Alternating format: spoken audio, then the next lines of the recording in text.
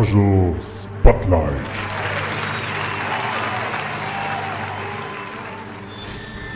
Welcome to the very first Corsual Indie Spotlight. I'm Stigi. And I'm Poli.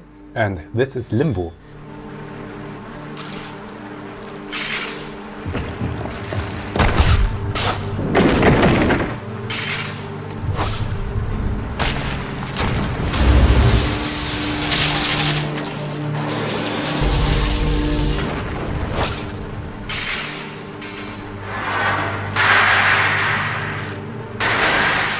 So, Limbo. I think everybody knows Limbo. It's one of the biggest indie titles apart from Minecraft. And I think it had a huge impact on the indie scene because it was so successful and had this unique visual style that you didn't see anywhere before. It came out in 2010 on Xbox Live Arcade. And it really had a great impact because it inspired a lot of other developers to create their own visions. And it's a game that often is said to be art, so considered to be art in the gaming scene. And it's after Braid, it was the next big indie title on Xbox Live Arcade. Right now we step to the great Corsual game comparison. Here we see Braid, which came out in 2008.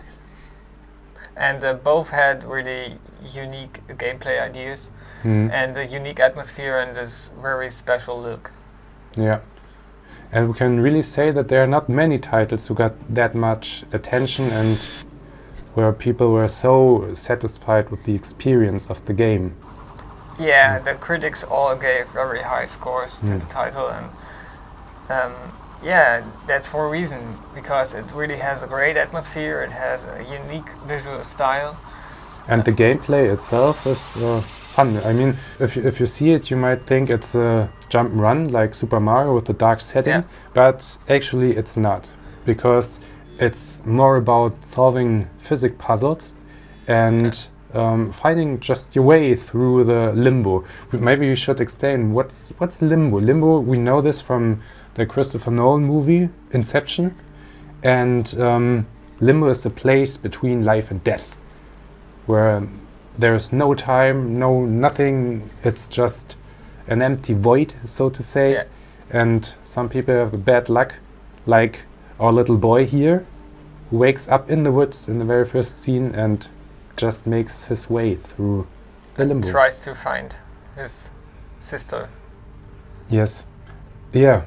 I don't know where you got that from, because I didn't play through Limbo and the game never told me that he's looking for a sister so far.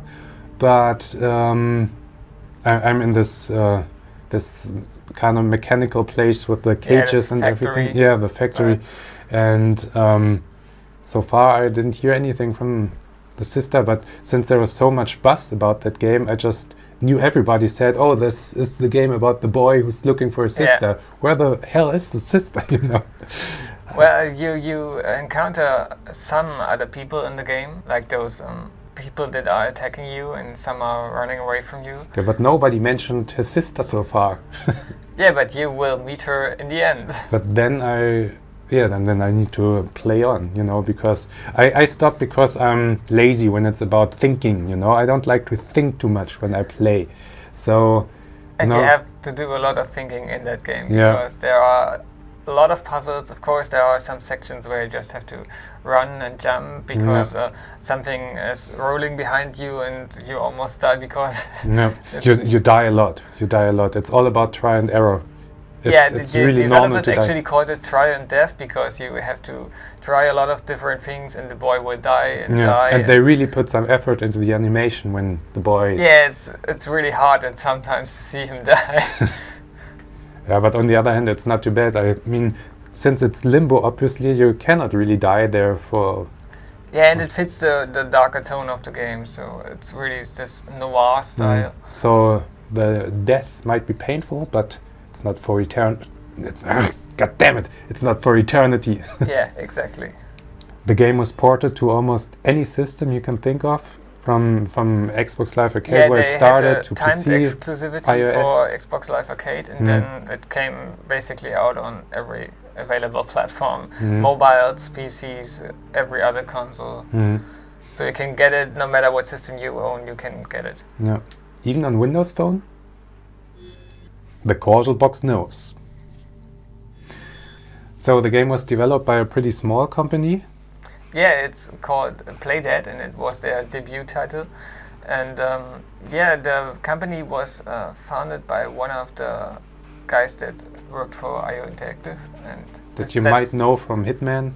Exactly, yeah, they created Hitman and Kane series. And then he had this idea for this Limbo game, so a basic draft, and then he basically started to work on it on his own, but he figured out that he won't be able to do it on his own. So he got together with his other guy, and then they started actually making that game. So two guys. Two guys, but the team grew bigger and bigger because they wanted to create more and more with the game. And in the end, it's not a two team anymore, so more like I think 10 or 20 people.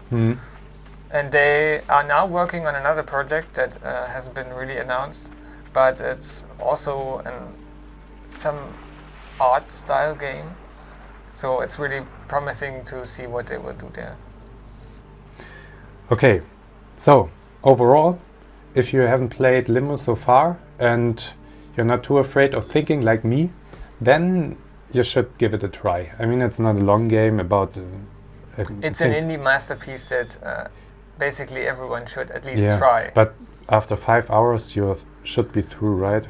Yeah, it's a rather short game, but they put a lot of effort into it, and you can see it in every aspect of the game, so it's really worth it. So check it out. More information on corsual.com, and thanks for watching. See you next time. Bye.